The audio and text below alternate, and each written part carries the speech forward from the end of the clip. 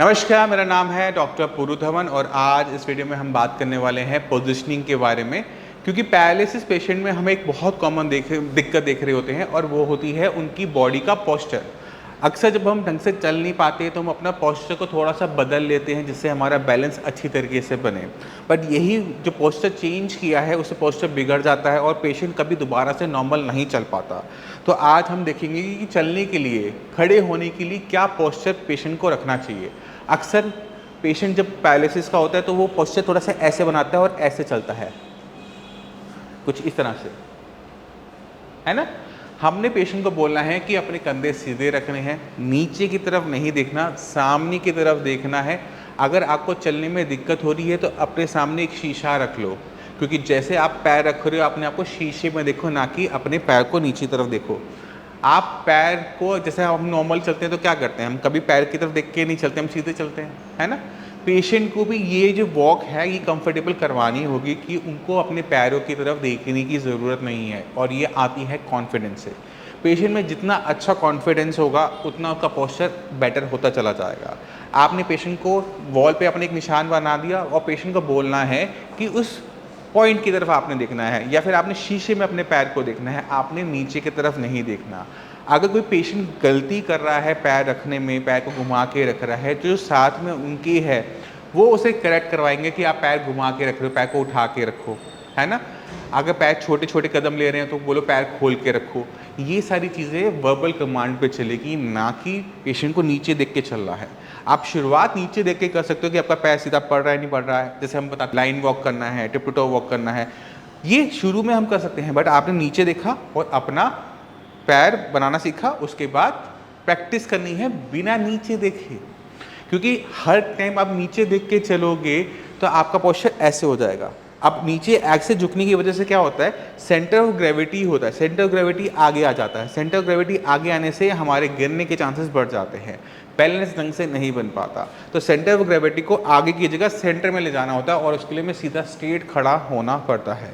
तो अगर आपको लगता है कि आपके पैरालिसिस पेशेंट में पोस्चर की दिक्कत आ रही है तो आप उनको साफ बार बार बोलेंगे कि अपने कंधे सीधे, नज़रें सामने, और आपने तब चलने की प्रैक्टिस करनी है। अगर आप इस प्रैक्टिस पे ध्यान देंगे तो महीने भर के अंदर क्या होगा कि हमारा पोस्चर दोबारा से बदल चुका होगा, अब वो ठीक हो चुका होगा और पेशेंट को चलने में आराम मिलेगा, ना कि उनकी कंडीशन खराब होगी।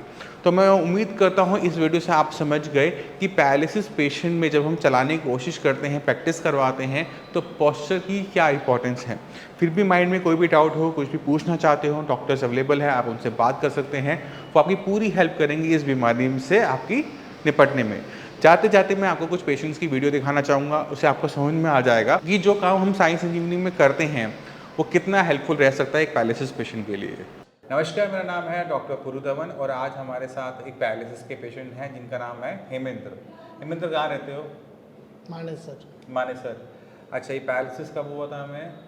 17 अगस्त 2020 में। 2020 में हुआ था, अब 3 साल होने वाले हैं। हाँ जी।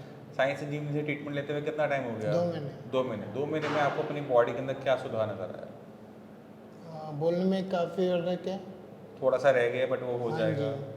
और लिखने में बहुत मूवमेंट आएगी। लिखने में इम्प्रूवमेंट आ गई है, लिख पा रहे हो अब हाँ सही जी। से? अब काम क्या करते हो आप? मैं कंपनी में था HR। कंपनी में HR थे, तो वहाँ पे काम कंप्यूटर पे था? कंप्यूटर पे काम था। तो कंप्यूटर की प्रैक्टिस कर रहे हो? करता हूँ। पहले से बेटर हुआ टाइपिंग? हाँ जी। ठीक है। पैर में क्या सुधार है? पैर में वॉक होती है लेकिन रन नहीं होता। वॉकिंग शुरू हो गई है। हाँ जी। और 2 महीने पहले क्या कंडीशन थी? 2 महीने पहले किसी का सहारा लेके चलता था मैं। 2 महीने पहले सहारा लेना पड़ता था, अब बिल्कुल सहारा नहीं लेना नहीं। पड़ता, अपने आप चल लेते हो आराम से। हाथ में कोई वीकनेस तो हाथों पर करो, सबको दिखाओ, हाथ वीकनेस बंद करो, एक बार चल के दिखाओ। तो बाकी जो पेशेंट हैं पैरालिसिस के, जो जूझ रहे हैं आपकी तरह, उनको क्या एडवाइस करोगे? मेन यही है, हक दवाई लो, यहाँ से इम्प्रूवमेंट होगा। हेमेंद्र जी ने 2022 में सितंबर में भी कांटेक्ट किया था, मगर ये यहाँ पर आकर मिल के चले गए, मेडिसिन लेके नहीं गए थे। इनके माइंड में बहुत सारे डाउट रह गए होंगे उस टाइम में शायद, है ना। बट अब जब 2 महीने बाद 2 महीने का ट्रीटमेंट आपने अब शुरू किया 2023 में, फरवरी एंड मार्च में, अब पता लगा मेडिसिन में कितना दम है, कितना मेडिसिन भटकने के बाद, काफ़ी दाम है ना। ठीक है, तो जितने भी पैरालिसिस के पेशेंट हैं उनको समझने की ज़रूरत है कि ब्रेन के अंदर जब क्लॉट आता है या नस फटती है तो ब्रेन का एक हिस्सा मर जाता है। अक्सर डॉक्टर्स बोलते हैं कि ये ठीक नहीं होगा, और वो बात सही भी है कि हम मरे को ज़िंदा नहीं कर सकते, बट जो हिस्सा मरा है उसका काम हमें बाकी हिस्सों को डिवाइड करना होता है।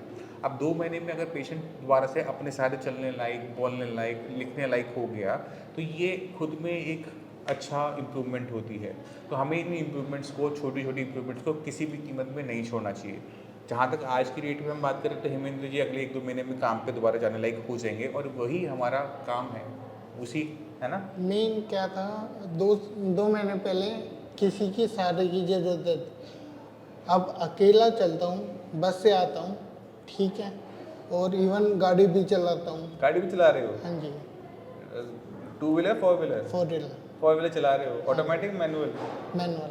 मैनुअल, थोड़ा ध्यान रखना हाँ हाँ, ब्रेकिंग का, कोई है ना, ये ना हो किसी को आप चोट पहुंचा दो।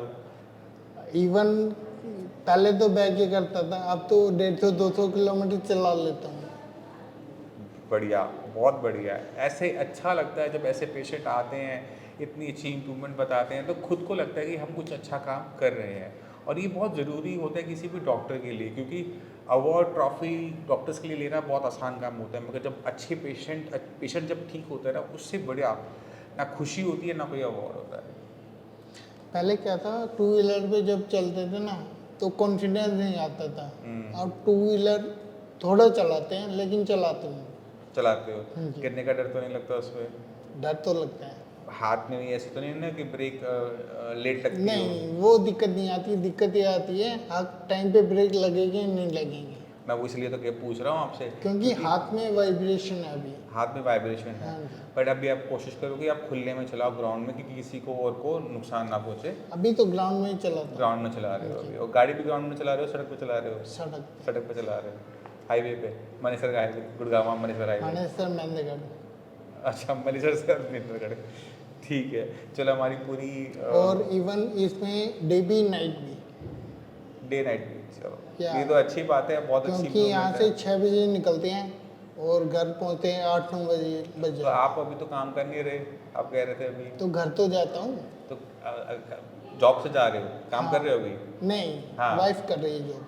तो उनको लाना ले जाने वाला काम कर रहे हो? हाँ, यही कि बच गया। चलो, अच्छा है ना, टाइम मिल गया, जी। ठीक है। बट हाँ, ख़त्म होने वाला है, थोड़ी सी अपनी मेहनत करो, आप जितना हो सके रनिंग, अभी आपने थोड़े से लेदर शूज़ पहने हुए हैं, स्पोर्ट्स शूज़ डालो, और पार्क में, रोड पे, कहीं पर भी अपनी रनिंग वाले पार्ट को टाइम दो।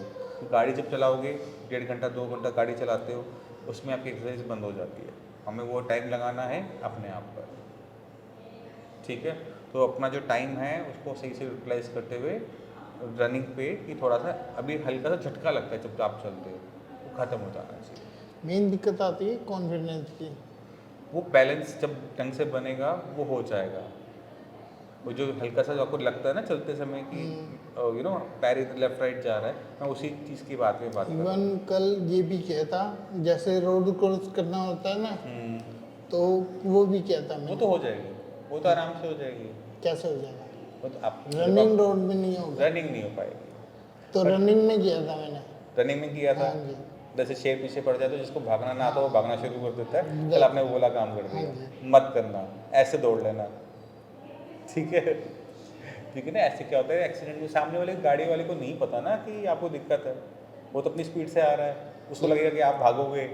लेकिन आपके हाथ तो काम करते हैं, उसको रुकने के लिए बोलोगे रुक जाएगा वो। इतना डॉक्टर कभी भी नहीं बोलेगा कि अपने लाइफ को रिस्क हाँ, में लोग डालो। नहीं बोलेगा, सही बात है। आप बात को समझो, आप जो कर रहे हो अच्छी इम्प्रूवमेंट है, थोड़ा सा वेट कर लो, फिर सब कुछ करना ही करना है। आप दौड़ो, दौड़ने के लिए मना नहीं है, बट ग्राउंड में दौड़ो कि चोट लगने की संभावना ना हो। गाड़ी के सामने दौड़ने का कोई मतलब नहीं बनता। नहीं, दौड़ने में एक दिक्कत आती है, जैसे ग्राउंड में दौड़ते हैं ना, तब ऐसा लगता है गिर जाएंगे अभी। अब कल जब सड़क पर दौड़े तब लगा, तब तो क्रॉस ही किया था। तब डर था वो डर तो था, गिरने का। गिरने का नहीं, मरने का। हाँ, तो वहाँ पर क्या हुआ कि जब आप चल रहे हो ना, तो अपने लेग पे फोकस कर रहे हो कि मैं कैसे चल रहा हूँ। जब आप गाड़ी के सामने दौड़े तब आपको ये नहीं था, आपको बस ये था कि आपको सड़क पार करनी है। तो दोनों चीज़ों में फ़र्क आ गया।